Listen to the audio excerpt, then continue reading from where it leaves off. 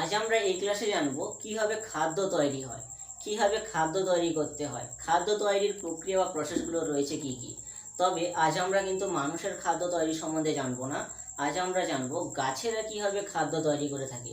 নিচু ক্লাস থেকে জেনে এসেছি যে গাছেরা খাদ্য তৈরি করে, গাছেরা কিভাবে খাদ্য তৈরি করে থাকে।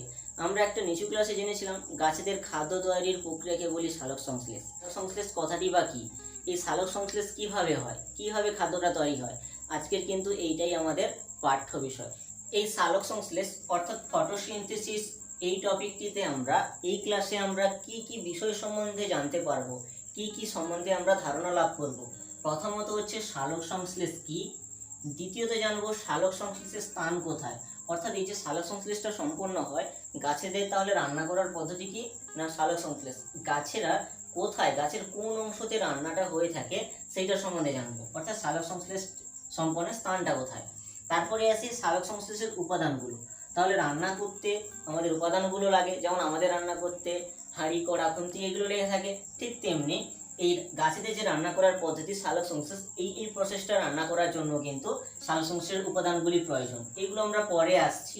তারপরে আসি এই সালোক সংশ্লেষ পদ্ধতিটা অর্থাৎ রান্না করার পদ্ধতিটা কিভাবে হয়ে থাকে, কি পদ্ধতি মেনটেন করে অবশেষে রান্না করার, তাহলে আমরা রান্না করার শেষে খাবারটা পাই, ঠিক তেমনি গাছেদেরও কিন্তু খাবারগুলো আছে, আমরা পরে আসছি ঠিক কি পদ্ধতিতে তাহলে খাবারগুলো উৎপন্ন হয়ে থাকে। তারপরে আসছি দেখো এইখানে সালোক সংশ্লেষের দুটো পদ্ধতিতে কিন্তু খাদ্যগুলো উৎপন্ন হয়, সেগুলো আমরা পরে জানবো। তাহলে সেই দুটো পদ্ধতি কি কি, আলোক দশাতে, আলোকের সাহায্যে খাদ্যগুলো তৈরি করে থাকে, আর একটি হচ্ছে আলোক নিরপেক্ষ দশাতে, আলোক ব্যতীত খাদ্যগুলো তৈরি হয়ে থাকে। অবশেষে জানবো আমরা সালোক সংশ্লেষের তাৎপর্য, এই সালোক সংশ্লেষের কি কি গুরুত্বগুলো রয়েছে সেগুলো কিন্তু আজ আমরা এই ক্লাসে ফুল ডিটেলস সম্বন্ধে জানবো।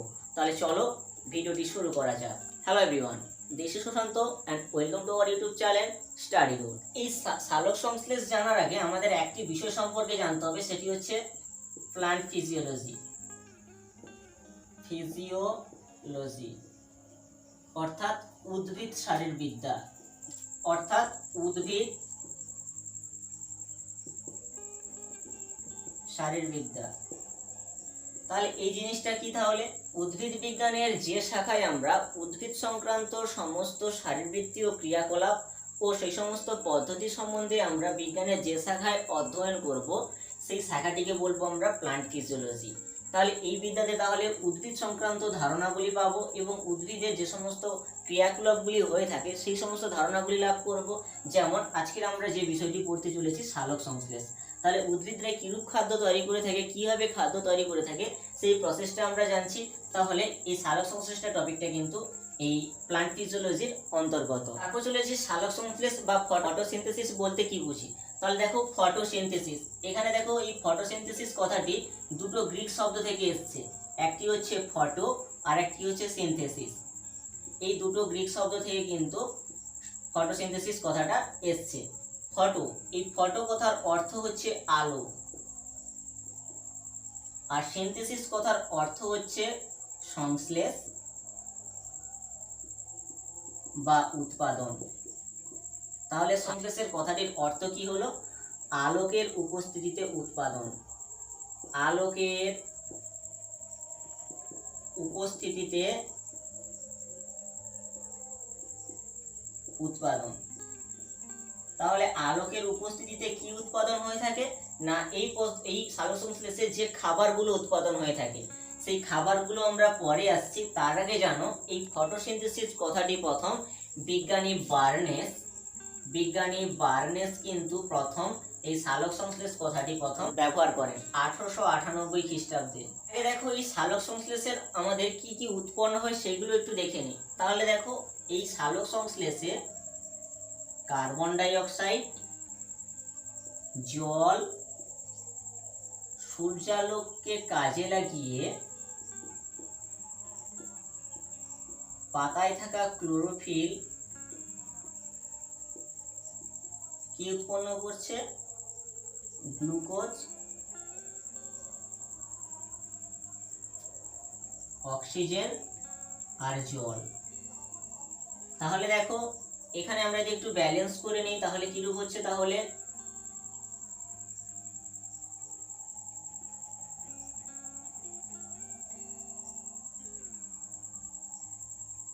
দেখো আমরা কি দেখতে পেলাম, কার্বন ডাই অক্সাইড আমাদের প্রকৃতিতে পাওয়া যায়, আর এই জলকে কাজে লাগিয়ে এবং সূর্যালোক অর্থাৎ আলোকে কাজে লাগিয়ে আর পাতায় থাকা ক্লোরোফিল কি উৎপন্ন করছে, এটাই কিন্তু আমাদের মেইনলি কিন্তু সালোকসংশ্লেষের উৎপাদন এইগুলো হয়ে থাকে।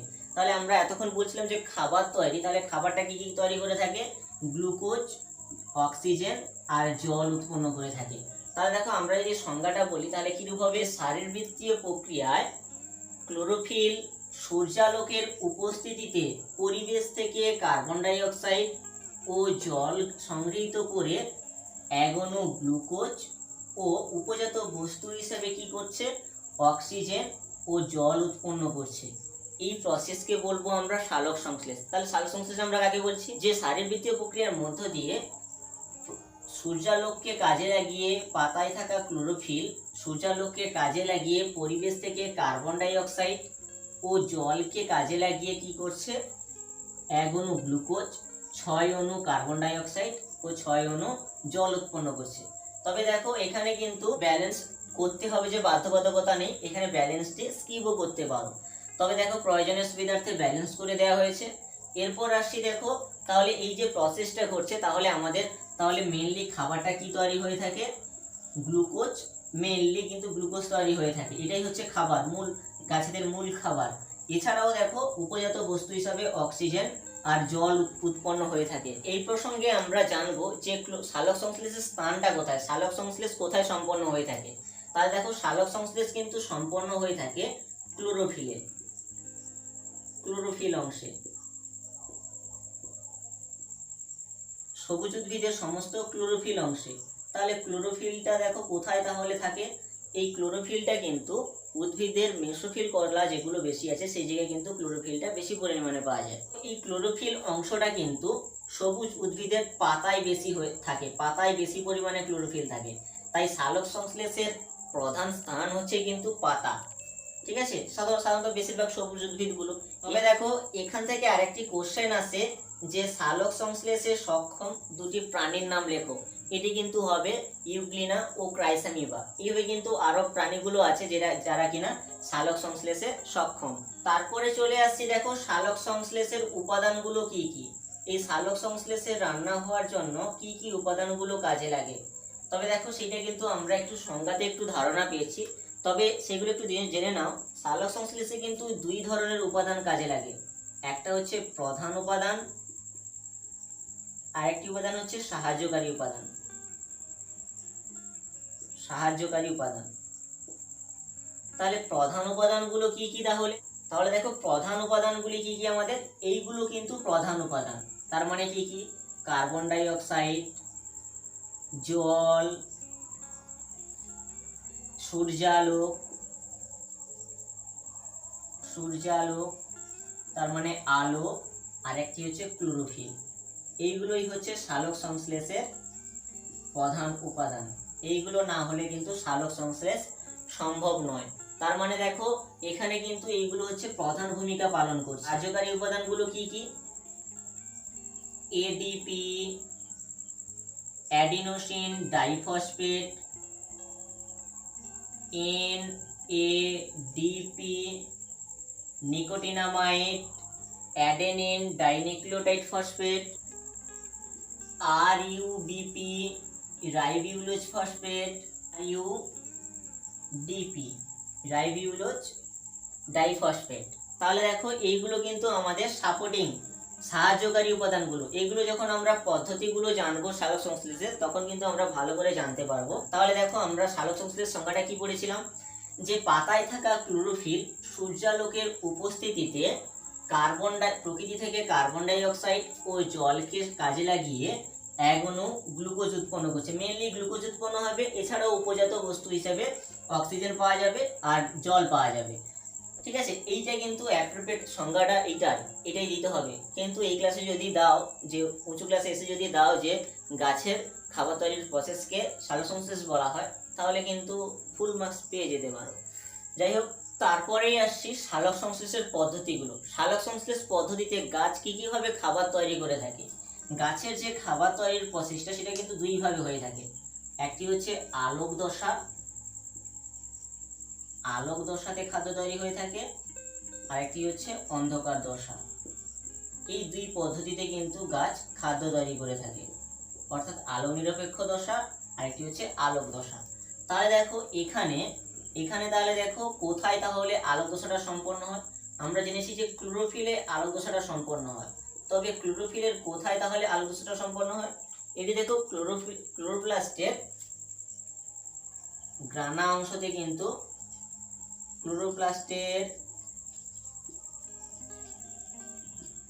অংশতে কিন্তু আলোক দশাটা হয়ে থাকে, গ্রানা অংশতে মেনলি। তাহলে কি দেখতে পেলাম? ক্লোরোপ্লাস্টের গ্রানা অংশতে কিন্তু এই সালোক সংশ্লেষের আলোক দশাটি সম্পন্ন হয়ে থাকে।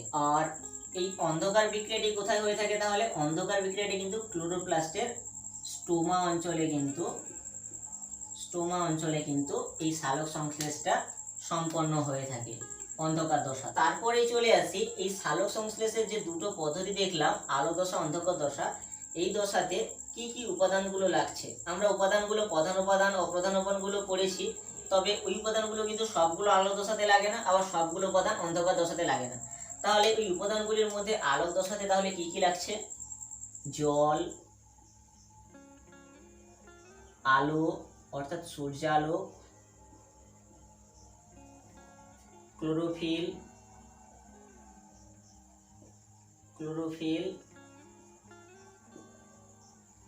এডিপি, এনএডিপি, এই সমস্ত উপাদানগুলি লাগছে। তারপরে আমরা অন্ধকার দশাতে কি কি লাগছে সেইগুলো একটু দেখে নেব। অন্ধকার দশাতে উপাদানগুলো কি কি লাগে? Carbon die oxide, ATP, NADPH2, RUBP, এই সমস্ত উপাদানগুলি তাহলে লাগছে। তবে দেখো আমাদের আলোক দশাতে কি কি উৎপন্ন হয়ে থাকে সেইগুলো একটু দেখি। এই আলোক দশাতে মেনলি কি উৎপন্ন হয়ে থাকে? আলোক দশাতে কিন্তু এটিপি উৎপন্ন হয় আর NADPH2 উৎপন্ন হয়, এগুলো আমরা জানবো। তাহলে আলোক দশাতে তাহলে কি কি উৎপন্ন হচ্ছে? মেন কি খাবার উৎপন্ন হবে আলোক দশাতে? সেটি কিন্তু এটিপি আর NADPH2। তবে দেখো এই যে এই দুটো উৎপন্ন হলো, এই দুটো উপাদানই কিন্তু অন্ধকার দশাতে কিন্তু কার্যকরী হচ্ছে। তাহলে দেখো এটিপি আর NADPH2। আর কার্বন ডাই অক্সাইড তো আমাদের প্রধান উপাদান রয়েছে, আর আমাদের সাহায্যকারী উপাদান হিসেবে রাইবোউলেজ ফসফেট ছিল, RUBP ছিল, আর এই দুটো কাজে লাগিয়ে কিন্তু অন্ধকার দশাটি হচ্ছে। তবে অন্ধকার দশায় তাহলে উৎপন্ন বা উপজাত বস্তুটা কি কি উৎপন্ন হয়ে থাকে? সেটি হচ্ছে গ্লুকোজ, মেনলি কিন্তু গ্লুকোজ উৎপন্ন হয়, C6H12O6, এটাই কিন্তু প্রধানত উৎপন্ন হয়।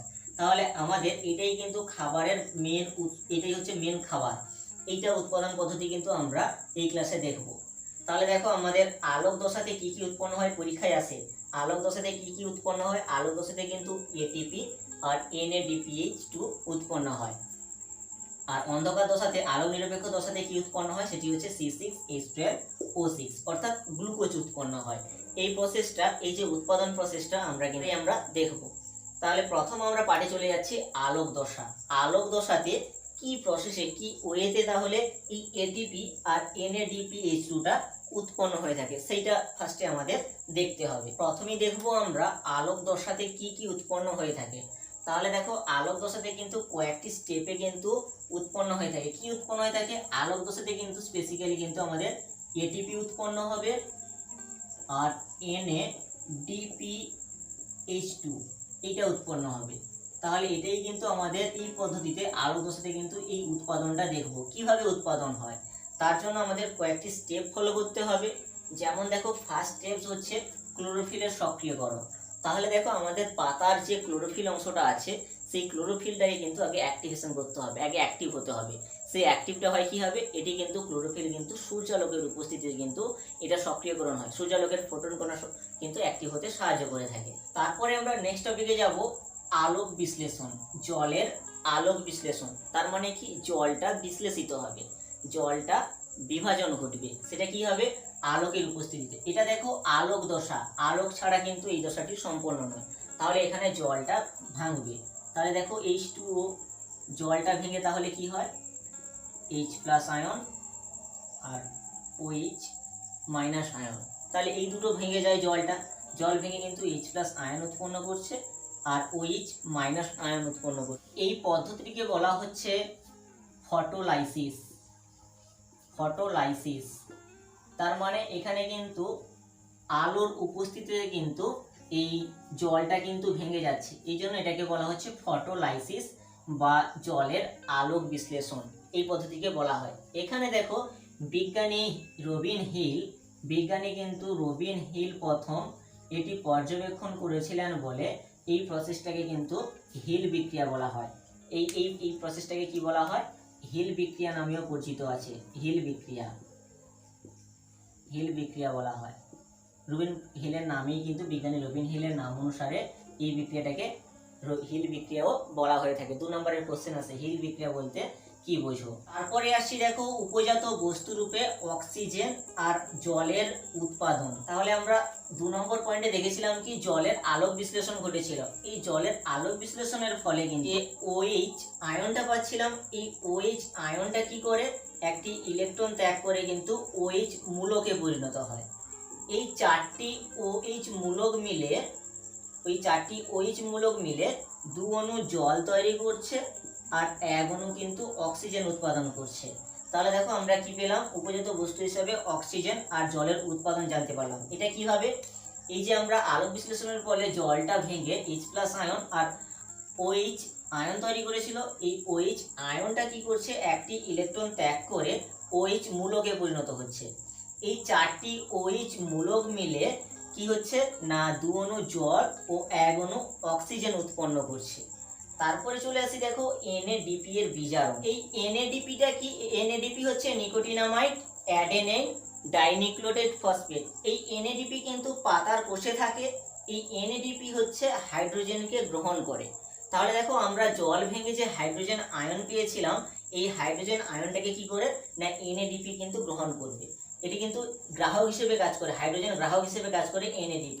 তাহলে NADPর সঙ্গে হাইড্রোজেন আয়ন যুক্ত হয়ে কি হচ্ছে না NADPH। তাহলে যদি ব্যালেন্স করি তাহলে দেখো তাহলে NADPH plus H plus ion, অর্থাৎ দেখো NADPH2।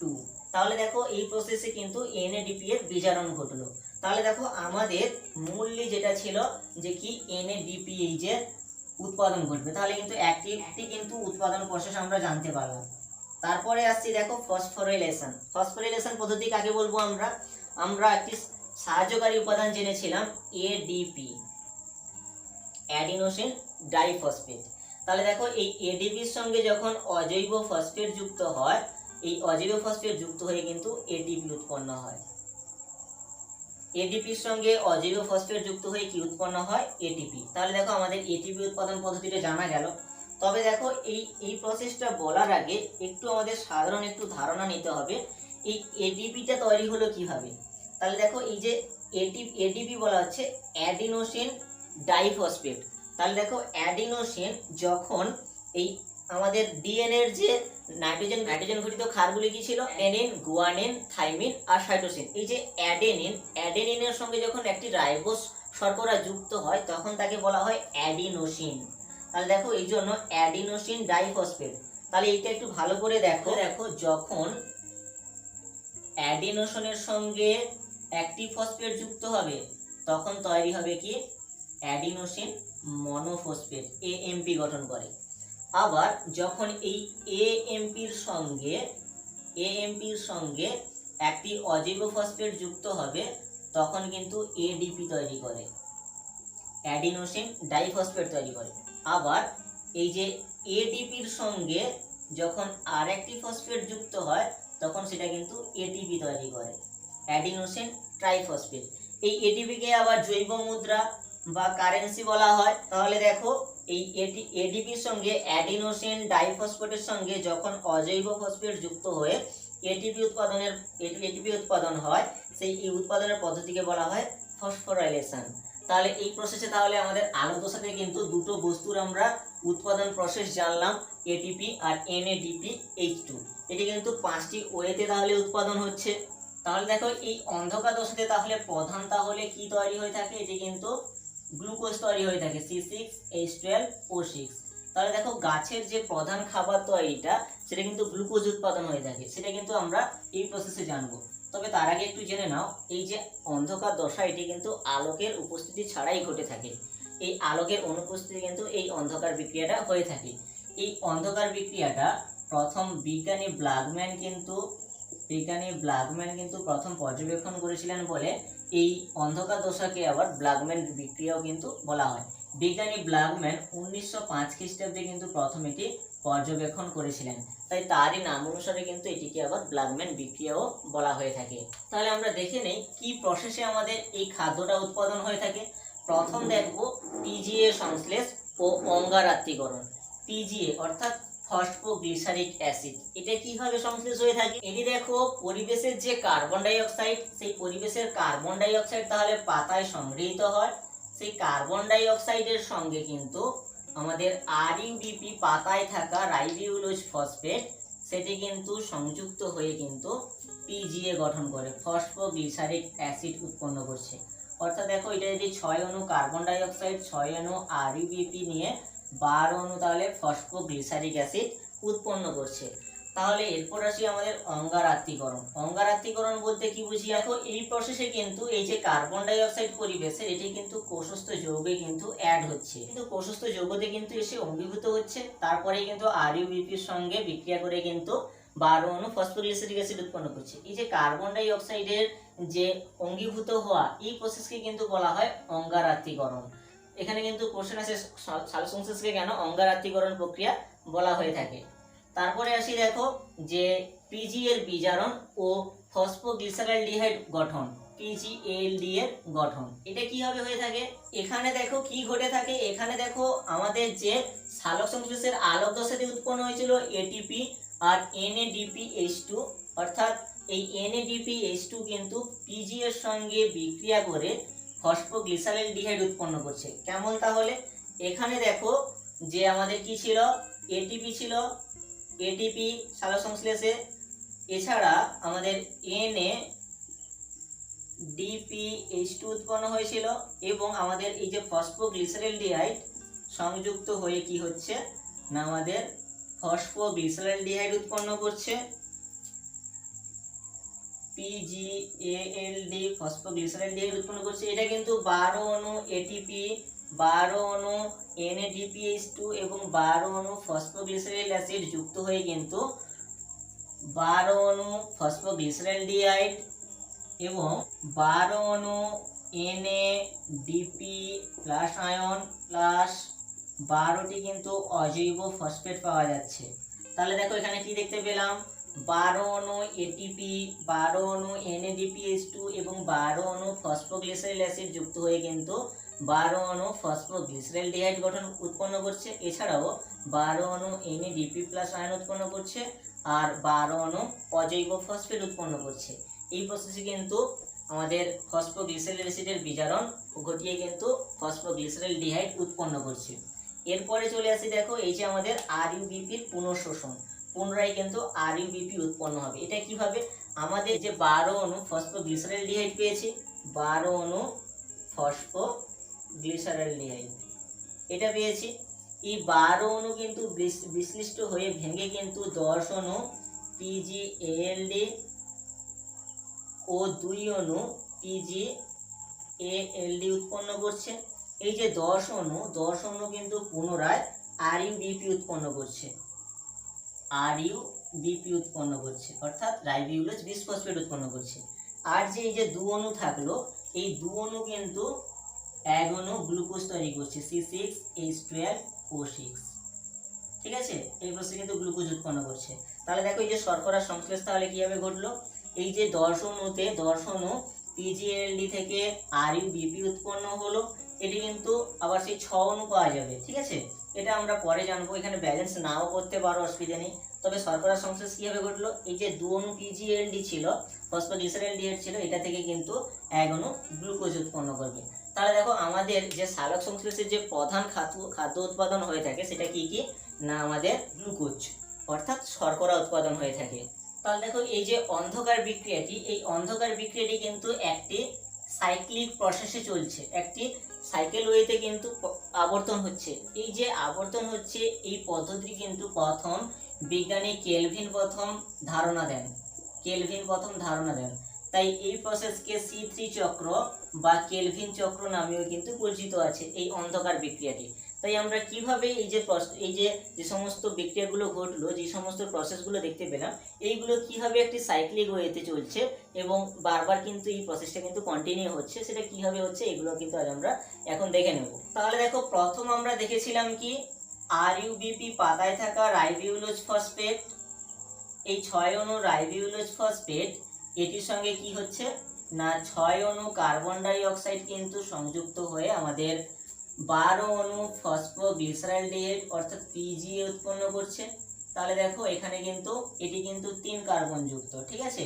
এবার আমরা 4 কার্বন যুক্ত হয়ে থাকে, 4 কার্বন যুক্তগুলোকে আমরা C4 উদ্ভিদের সঙ্গে জানবো, ওটা আমাদের পাঠ্য বিষয় নয়। তবে দেখো এখানে কিন্তু PGA উৎপন্ন করছে। এই 12 অণু PGA এই ATP আর NADP এর সঙ্গে সংযুক্ত হয়ে কি উৎপন্ন করছিল না 12 অণু PGALD উৎপন্ন করছিল। তাহলে দেখো এখানে কি কি হচ্ছে, তাহলে ATP থেকে তাহলে ATP থেকে তাহলে ADP প্লাস অজৈব ফসফেট ভেঙে যাচ্ছে। তাহলে দেখো এখানে এই প্রসেসে কিন্তু হবে আবার ATP ভাঙলে কিন্তু এক অণু ADP ও অজৈব ফসফেট কিন্তু পাওয়া যাবে। আর এখানে কি ঘটছে, তাহলে NADPH প্লাস আয়ন, তাহলে এটা ভেঙে গিয়ে কি হচ্ছে NADP প্লাস আয়ন, তাহলে এইটা ভেঙে যাচ্ছে। ফলে কি হচ্ছে, আমাদের এই দুটো যে পেয়েছিলাম এই দুটো PGA এর সঙ্গে ফসফোগ্লিসারাইডের সঙ্গে সংযুক্ত হয়ে 12 অণু PGALD উৎপন্ন করছে। এই 12 অণু PGALD এর মধ্যে 10 অণু PGALD ফসফোগ্লিসারালডিহাইড, এই 10 অণু PGALD কিন্তু পুনরায় RUBP উৎপন্ন করছে। অর্থাৎ পুনরায় আবার এই যে সাইক্লিক ওয়েতে চলছে এই প্রসেসের জন্য কিন্তু আবার পুনরায় RU অর্থাৎ রাইবিউলোজ বিসফসফেট উৎপন্ন করছে। এখানে কিন্তু কিছু অন্তর্বর্তী বিক্রিয়াগুলো হয়ে কিন্তু যে সমস্ত বিক্রিয়াগুলো হয়ে কিন্তু এই RUBP উৎপন্ন করছে। এবং আর যে বাদবাকি যে দু অণু ফসফোগ্লিসারালডিহাইড থাকলো, এই দু অণু কি তৈরি করছে, আমাদের প্রধান যে খাদ্য তৈরিটা C6H12O6 উৎপন্ন করছে, ঠিক আছে। এইটাই কিন্তু আমাদের মূল। এবার দেখো এখানে তাহলে কি দেখতে পেলাম, একটি সাইক্লিক ওয়েতে কিন্তু এই প্রসেসটা ঘটছে। এই প্রসেসটি প্রথম বিজ্ঞানী মেলভিন কেলভিন কিন্তু প্রথম এটি পর্যবেক্ষণ করেছিলেন বলে এই প্রসেসকে আবার কেলভিন চক্র বা C3 চক্র বলা হয়ে থাকে। এরপর আমরা দেখবো এই যে সালোক সংশ্লেষের গুরুত্ব কি রয়েছে, সালোক সংশ্লেষের সাহায্যে আমাদের কিভাবে আমাদের উপকৃত হয়। দেখো প্রথমত দেখো শক্তির উৎস। তাহলে দেখো আমাদের যে সালোক সংশ্লেষ পদ্ধতিতে যে খাদ্যটা তৈরি হলো সেটি কি ছিল না গ্লুকোজ C6H12O6 এবার খাদ্যের উৎস হিসেবে ব্যবহৃত হয়। এছাড়াও পরিবেশের কার্বন ডাই অক্সাইড ও অক্সিজেনের সামঞ্জস্য রক্ষা। তাহলে দেখো পরিবেশের যে কার্বন ডাই অক্সাইড সেটা পাতার মাধ্যমে গৃহীত হচ্ছে, আবার এই যে সালোক সংশ্লেষের ফলে উপজাত বস্তু হিসেবে কিন্তু অক্সিজেনটা ত্যাগ করছে, যেটা কি হচ্ছে সমগ্র জীবকুলের পক্ষেই কিন্তু উপকারী, প্রাণীদের কিন্তু উপকারী একটি বিশেষ অক্সিজেন। আর এই যে প্রাণীরা যেটা ত্যাগ করছে কার্বন ডাই অক্সাইড, এটা কিন্তু উদ্ভিদের পাতা কি করছে এই কার্বন ডাই অক্সাইডকে কিন্তু গৃহীত করছে, যার ফলে কি হচ্ছে পরিবেশের মধ্যে কার্বন ডাই অক্সাইড ও অক্সিজেনের একটি সামঞ্জস্য কিন্তু রক্ষা হচ্ছে। এই ছিল আজকের আমাদের পাঠ্যের বিষয়। ভিডিওটি শেষ অবধি দেখার জন্য অসংখ্য ধন্যবাদ। চ্যানেলে যদি নতুন হয়ে থাকো তাহলে প্লিজ সাবস্ক্রাইব বাটনটি অন করে পাশে থাকা নোটিফিকেশন বেল আইকনটি অন করে দাও, যাতে পরবর্তী ভিডিওর নোটিফিকেশন সবার আগে চলে যায়। Thanks for watching.